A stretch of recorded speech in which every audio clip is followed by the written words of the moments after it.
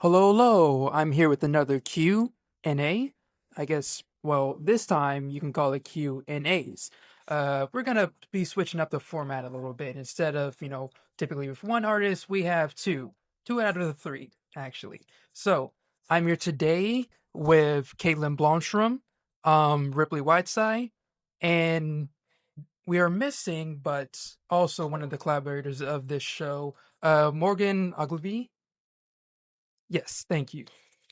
And we are here at Suspect Terrain, presented at Tinny Contemporary.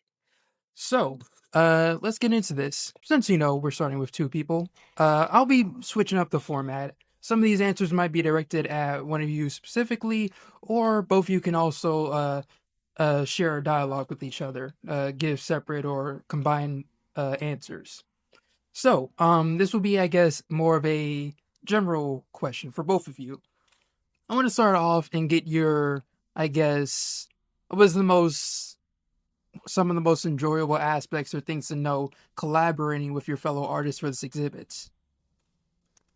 I think it wasn't really a challenge, but the task of figuring out what our through lines were and sort of like what were the shared themes that we were exploring was really interesting because feel like we're coming at the idea of this show from three different places.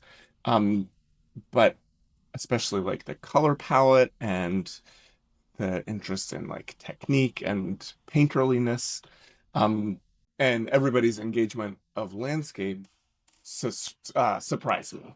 And I thought that was really enjoyable. And I knew that I would. I mean, I've known Caitlin and Morgan for a while, and I've liked their paintings for a while, so I knew that it was going to be good, but I didn't know how it was going to be good. What was the question again? Sorry, so I guess a noteworthy or enjoyable aspect working with your fellow collaborators. Yes, noteworthy.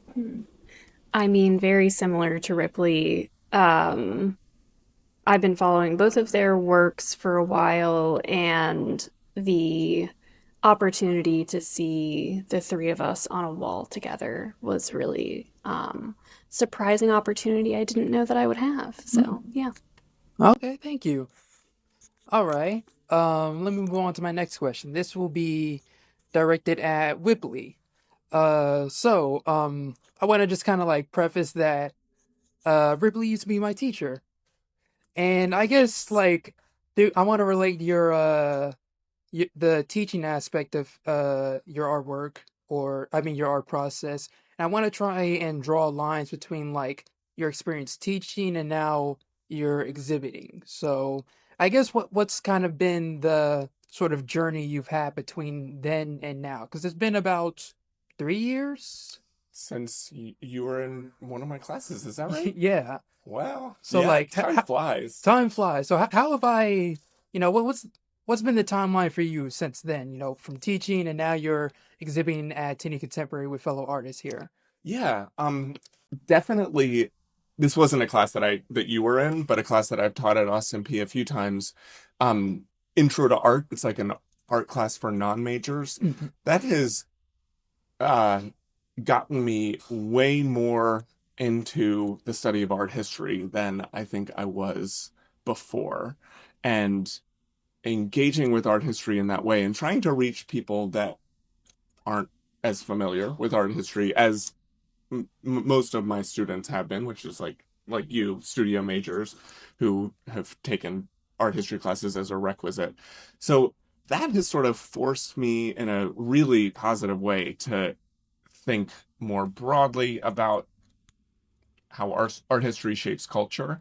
It's given me a more zoomed out view, I think, and that has definitely informed my studio practice. Um, and to the point where I'm like in this show, I'm remaking paintings that have already been made and thinking about their context and the history of painting and um I mean the paintings as they originally Y- were, like what was the significance of the Hudson River School, for example. Yeah. um yeah, and then I mean another, like you were in one of my drawing classes, just the fundamentals of drawing remain as the most important things in my studio practice, and doing that every day in the classroom, that really makes me a better drawer. I feel like it forces me to, keep all the mechanics working, and that's has been very healthy in the studio, I think. Yeah, I get what you're saying. Okay, thank you. This next question will be directed specifically at Caitlyn. So, I did a bit of digging, a bit of research. I looked up your artist statement and a few of your other showings, and what they've mentioned, and I think what I want to kind of touch on, I want you to explain was I think it was called Trompe l'œil. Trompe Trompe, yes, sorry. So, could you give me like a brief summary or maybe a crash course for like as if I wasn't really familiar with art? I just want to like, it sounded very interesting to me. What's your definition of that? Sure. It's a French term that means trick of the eye or to trick the eye. Could be a little different. And it is a painterly tool that's used to basically make a composition look like it's superimposed, like a collage of paper, or as if, things are pinned to a cork board. It's supposed to look just like the thing that it is representing, and especially like to scale. So, a note card or paper is often shown as trompe l'oeil because it's very easily reproduced and believable to a viewer. And trompe l'oeil is something that I did when I was a bit younger and was just really interested in using kind of atmospheric spray painted backgrounds with very like tightly rendered images on top of that. And I think now I'm doing more of just sort of painterly uh, image making from observation. Hmm. Yeah. Okay. Sorry. I only brought that up because like I guess it's some shots and some paintings like the small framing of them like I do kind of reference. I guess since I'm brought into the image so much, I think of them as like larger references than they are. They might be small, but like the image is very vivid. It's very like in your head, you know what you're looking at, you know the perspective of where you're at. So I think something I would love to do that would take something like that or one of the little pieces into a trompe l'oeil realm is like if I took it back into my studio and repainted it to make it look like it's a painting on a wall or something like that, if that makes sense. Does that make sense? That kind of makes sense. So sort of like a mural or A little bit like if I were to reproduce one of these little pieces into a composition of a scene and make it look oh, like it's on a gallery yeah, wall, okay. as if it were the piece hanging on the wall, but it's actually a painting, that's where it would go into the trompe l'oeil kind of world. I get okay, I get it. Like sort of like a painting in a painting, but like uh it you're incorporating like the fuller space it occupies Yeah, instead of just the I get it. exactly. And in this show, I feel like this painting of Morgan's Paramount screen, that could be like a trompe l'oeil painting of a movie screen at the beginning of the credits. It Definitely. definitely has like the proportions and like I could see this like that's like a TV size, like a very large TV, so it Yes, that's a fits good into it. example. Yes. Okay, thank you. Thank you.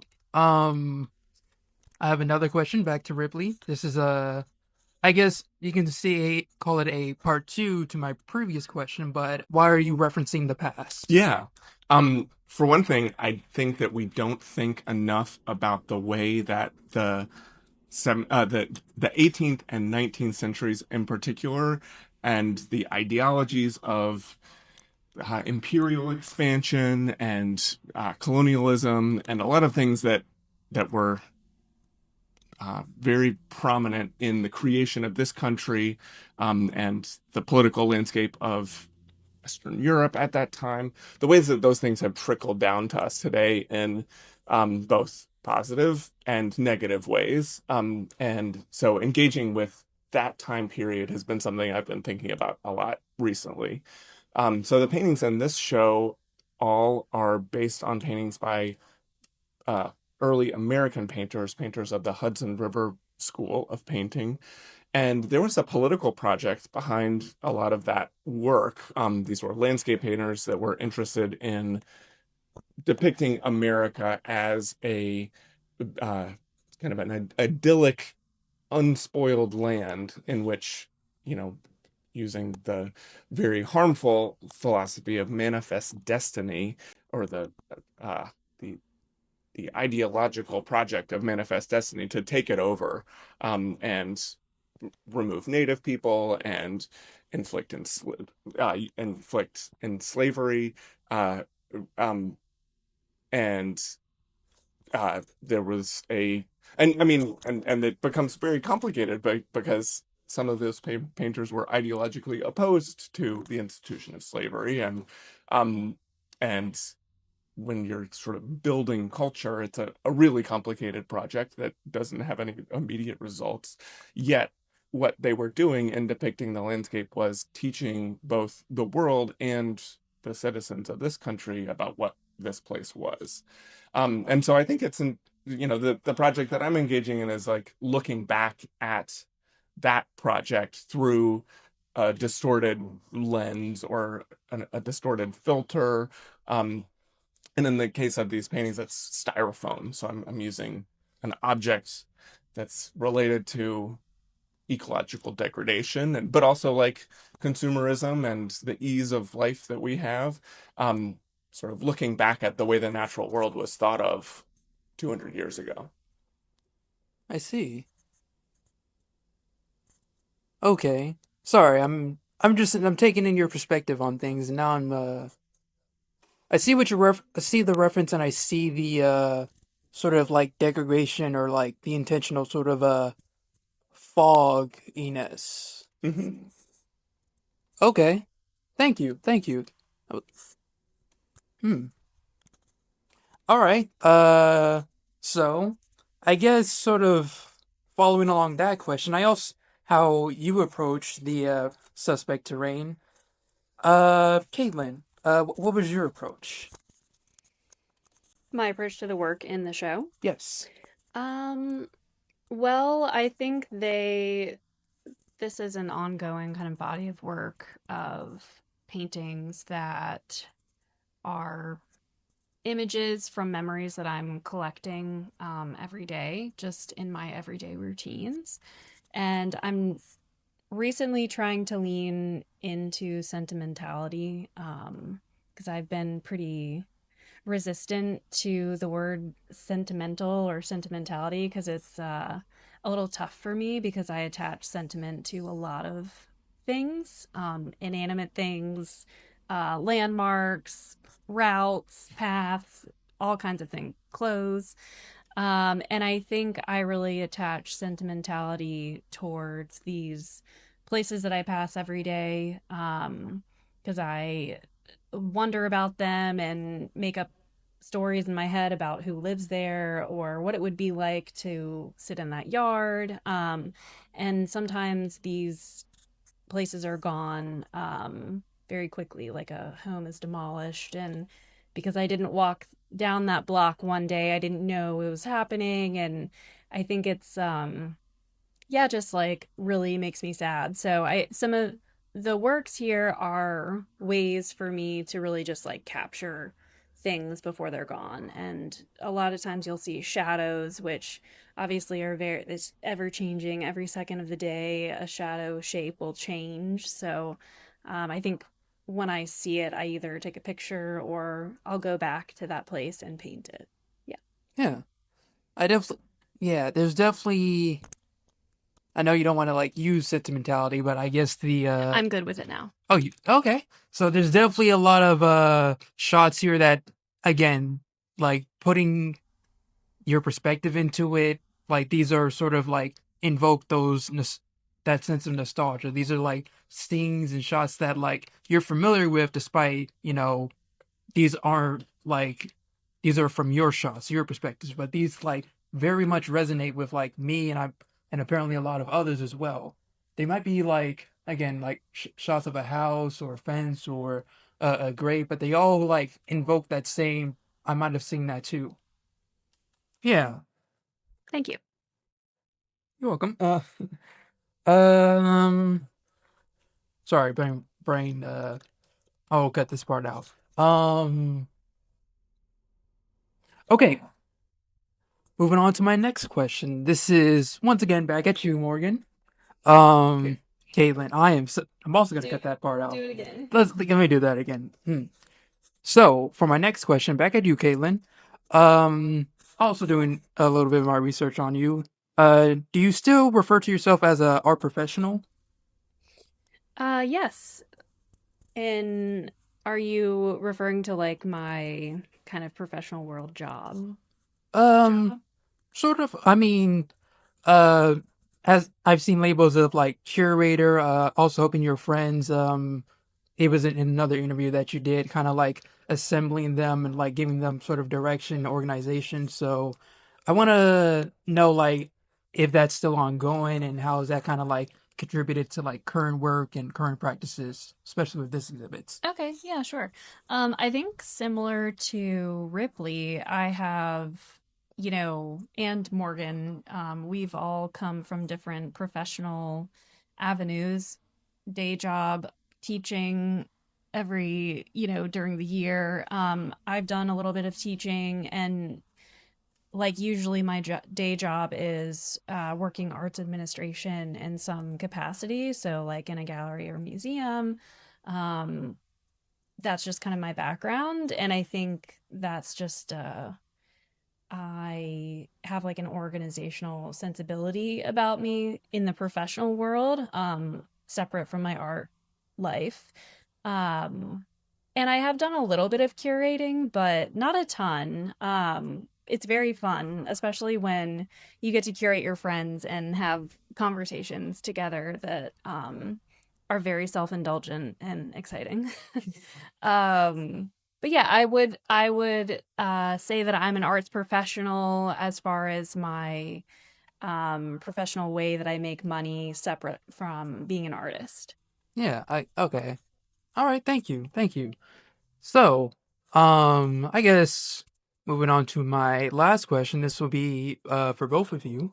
Timeline, so from your opening reception and so what was the experience there and what's the expectation coming towards your closing reception, which will be May 30th, This Saturday. this Saturday, yes. Yeah, sure.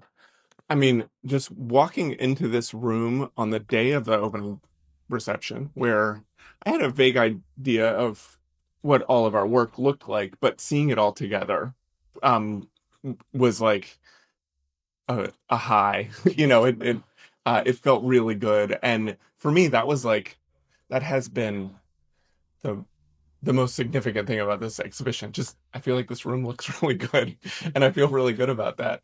Um, and often that's kind of the thing that I'm concerned about, or that I'm in, because I feel like it's the gallery's job to move the paintings or have connections, and um, especially like I don't know, I think it has always been really important for me to have a day job.